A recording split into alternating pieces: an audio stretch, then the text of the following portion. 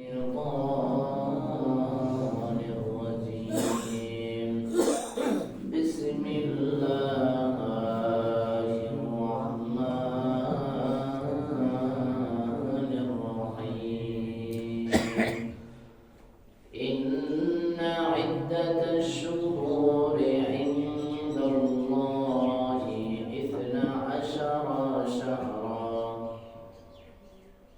12 شهرا في كتاب الله يوم خلق السماوات والأرض منها أربعة حرم صدق الله العظيم. وقال النبي صلى الله عليه وسلم عن عائشة رضي الله تعالى عنها أنها قالت ما رأيت النبي صلى الله عليه وسلم أكثر منه صياما إلا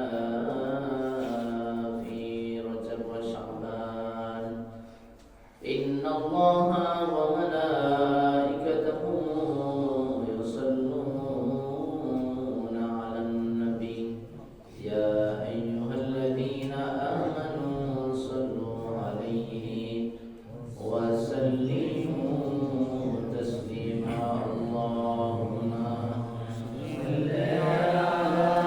দিনের পর সপ্তাহ সপ্তাহে পরে মাস মাস যেতে যেতে এক রমজান থেকে শুরু করে আরেক রমজানের খুব কাছাকাছি সময় আমরা পৌঁছে গেছি।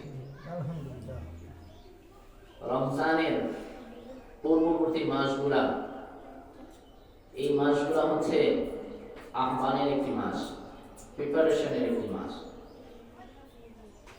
আমরা দুনিয়ার নিয়মে যদি লক্ষ্য করে থাকি তাহলে আমরা দেখতে পাবো যে যখন আমরা এসএসসি অথবা এইচএসসি পরীক্ষা দিই, আমাদের একটা প্রি টেস্ট পরীক্ষা নেই কিনা বলেন? চূড়ান্ত পর্যায়ের একটা পরীক্ষা নেই। সেই এক্সামে উত্তীর্ণ হতে পারলে অথবা সেই এক্সাম এরপর থেকে প্রত্যেকটা স্টুডেন্ট খুব সিরিয়াস হয়ে যায় যে আমার জন্য ফাইনাল এক্সাম অপেক্ষা করতেছে, ওয়েট করতেছে। কথা বলেন ঠিক না? এই 2-3 মাস আগ থেকে অন্যান্য মাস অন্যান্য দিনের তুলনায় তার রুটিনটা চেঞ্জ হয়ে যায়।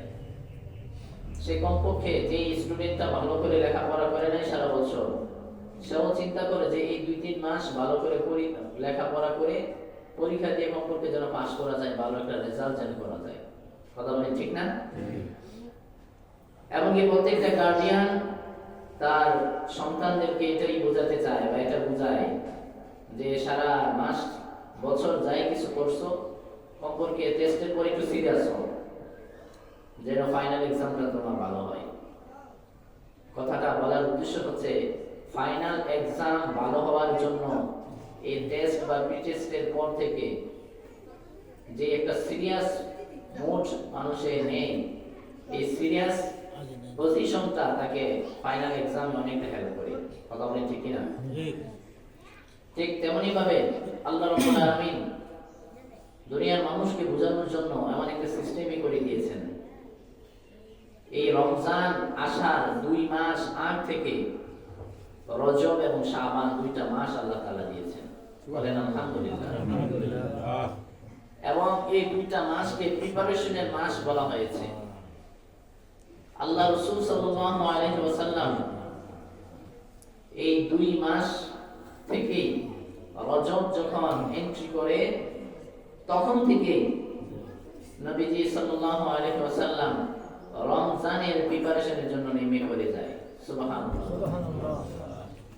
বুখারী এবং মুসলিমের বর্ণনায় আল্লাহ নবীজি সাল্লাল্লাহু আলাইহি ওয়াসাল্লাম বলেছেন, তিনি যখনই দেখেছেন রজব মাস প্রবেশ করে গিয়েছে, রজব মাস আসার সঙ্গে সঙ্গে রমজান পর্যন্ত যেন যেতে পারেন সেই তৌফিক যে আল্লাহর কাছে একটা দোয়া বেশি বেশি করে পাঠ করতেন। সুবহানাল্লাহ।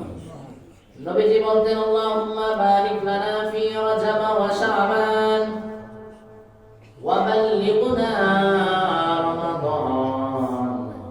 আল্লাহ তুমি আমাকে রজব শাবানে বরকত দান করো, এই বরকতের উসিলায় আমাকে তুমি রমজান পর্যন্ত পৌঁছিয়ে দাও।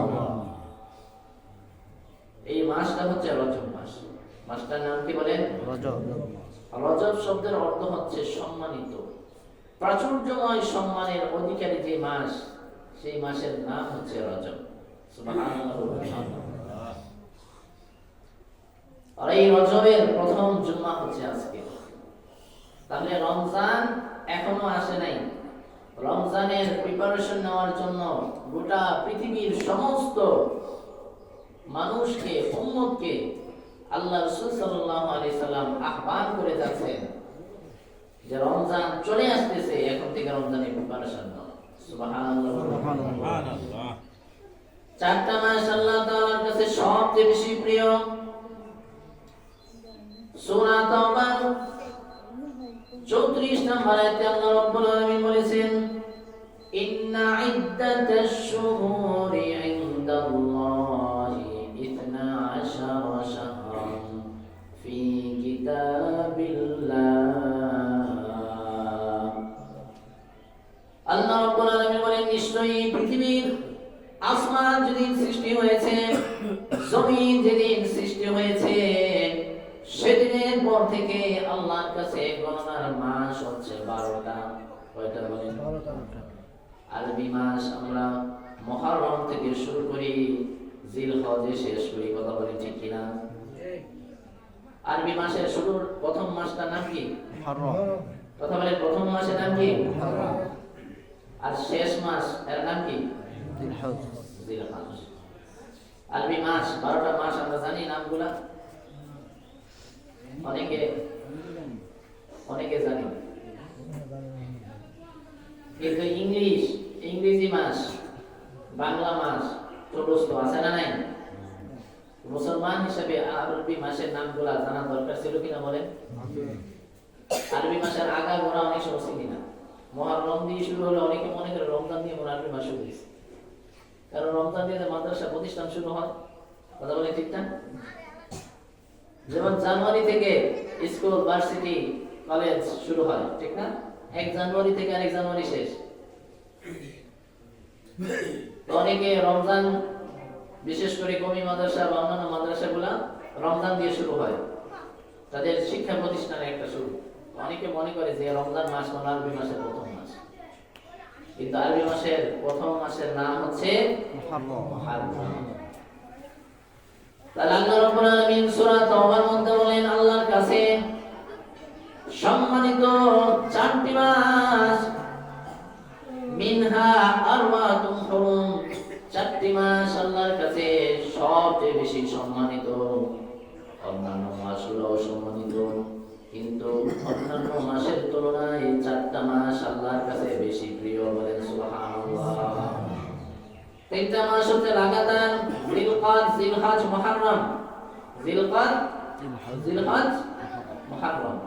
আর একটা মাসের নাম হচ্ছে রজব। সুবহানাল্লাহ। নবীজি সাল্লাল্লাহু আলাইহি ওয়াসাল্লাম এই 4টা মাস এত প্রিয় ছিল, নবীজির ইবাদতের জন্য সিলেক্ট করে নিতেন।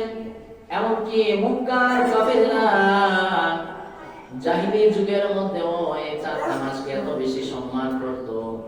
এই 4টা মাসে যুদ্ধ, বিগ্রহ, ঝগড়া ফাসাদকেও তারা খারাপ মনে করত। সুবহানাল্লাহ। যে মানুষটা জীবনে নামাজ পড়ে না, মনে করে না, সেই মানুষটা যদি নির্দিষ্ট একটা দিন নামাজ পড়ে, বোঝা যায় যে এই দিনটা খুব স্পেশাল, ঠিক না? তো জাহিলি যুগ, ওদের কাছে ঝগড়ার কোনো দিন, তারই কোনো নির্দিষ্ট নাই, যখন মন চাইছে ঝগড়ায় লেগে পড়ছে। কিন্তু এই জাহিলি মানুষরাও তারা এই 4টা মাস একটু আলাদাভাবে দেখতো, একটু আলাদাভাবে সম্মান করতো। এই 4 মাসে ঝগড়া ফাসাদ করতো না। তারা বলতো এই 4টা মাস বেশি সম্মানিত, এই মাসে ঝগড়া ফাসাদ করা যাবে না। সুবহানাল্লাহ।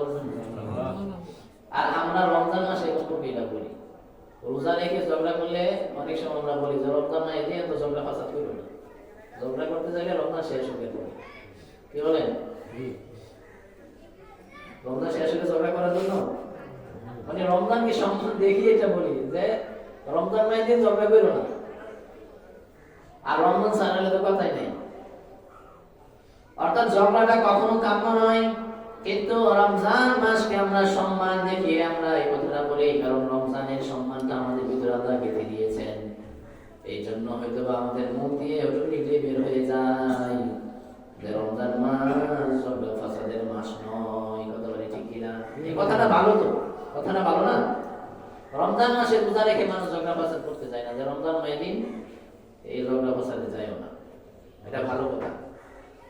কিন্তু জাহিলি যুগেও আরবরা, যেই যুগের মধ্যে নিজের কন্যা সন্তানকে হত্যা করা দূষণীয় নয়, শত শত জিনা বেবিচার করে পাহাড়ের উঁচুতে দাঁড়িয়ে বলতেও আজকে আমি এতটা জিনা করছি, এতটা খারাপ কাজ আমি করেছি, যেই যুগের মানুষ এই জঘন্যতম নিকৃষ্টতম কাজগুলোকে, খারাপ কাজগুলো কি করেও খারাপ মনে করতো না, সেই যুগের মানুষরা এই 4টা মাসকে সম্মান করত।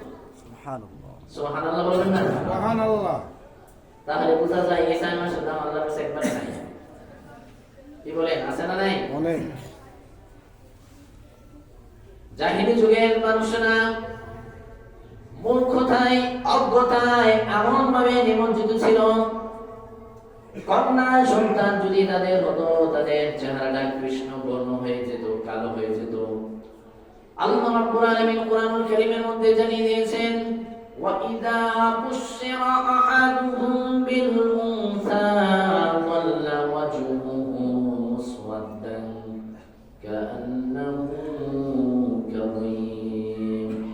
যখন তাদেরকে কন্যা সন্তানের সুসংবাদ দেওয়া হইতো, তখন তাদের চেহারাটা রাগে কালো বর্ণ কৃষ্ণ বর্ণ হয়ে যেত। বলেন নাউজুবিল্লাহ। আল্লাহ বলেন নাই ওয়াইদা উখবিরা, যখন তাদেরকে খবর দেওয়া হয়তো। আল্লাহর কাছে কন্যা সন্তানটা দামি, এজন্য আল্লাহ বললেন কোরআনের মধ্যে, যখন তাদের কাছে কন্যা সন্তানের ব্যাপারে বুশরা, বাশশারা ইউবাশশিরু অর্থ সুসংবাদ দেওয়া। সুবহানাল্লাহ। সব খবর কি সুসংবাদ হয়? কেউ এসে বললো যে আপনার ছেলে বিদেশে মারা গেছে, এটা একটা খবর না? এটা কি সুসংবাদ না দুঃসংবাদ? আবার একজন এসে বললো যে আপনার সন্তান এসএসসিতে গোল্ডেন এ প্লাস পেয়েছে, এটাও খবর, সুসংবাদ না দুঃসংবাদ? তো আল্লাহ বললেন না যখন তাদেরকে, তোমাদেরকে, জাহিলি যুগের মানুষকে সংবাদ দেওয়া হলো, আল্লাহ বললেন যে সংবাদটা তোমাদেরকে দেওয়া হচ্ছে, সেই সংবাদটা শুধু সংবাদ নয়, সেটা সুসংবাদ। সুবহানাল্লাহ। তার কন্যা সন্তান হওয়া এটা সুসংবাদ না দুঃসংবাদ? আমাদের সমাজে কন্যা সন্তান হলে অনেকে রাগ করে। কথা বলেন ঠিক না? আছে না নাই? মনে করে কন্যা সন্তান হইলে যে বিয়া দেওয়া হবে, ঠিক না? আল্লাহ রাসূল সাল্লাল্লাহু আলাইহি সাল্লাম বলেছেন, যার ঘরে 3টা কন্যা সন্তান আছে, সে যখন তাকে সুপ্রাপ্তস্থ করলো, আল্লাহর জান্নাতের দরজা তার জন্য খোলা। সুবহানাল্লাহ। আল্লাহর কোরআনে এবং হাদিসে এমন কোন আয়াত নাই, এমন কোন হাদিস নাই যে হাদিসের মধ্যে বলা হয়েছে, যে কোরআনের আয়াতের মধ্যে বলা হয়েছে, যার ঘরে 3টা ছেলে সন্তান আছে তার জন্য জান্নাতের দরজা খোলা।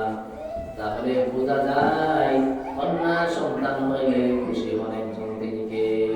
আল্লাহ। আল্লাহ যখন সবচেয়ে বেশি খুশি হয়, আল্লাহর খুশির ধরন হচ্ছে 3টা। কয়টা বলেন? কয়টা বলেন না? আপনি সবাই ঘুমাইতেছেন তো, ঠান্ডায় তো সবাই ঠান্ডা ধরেছে, বলেন কয়টা? আল্লাহু আকবার। আরো জোরে নারে তাকবীর। এই তো মাশাআল্লাহ। তা আল্লাহ তাআলা যখন খুশি হন, মুসা আলাইহিস সালাম জিজ্ঞেস করলেন, আল্লাহ আপনি যখন খুশি হন কি করেন?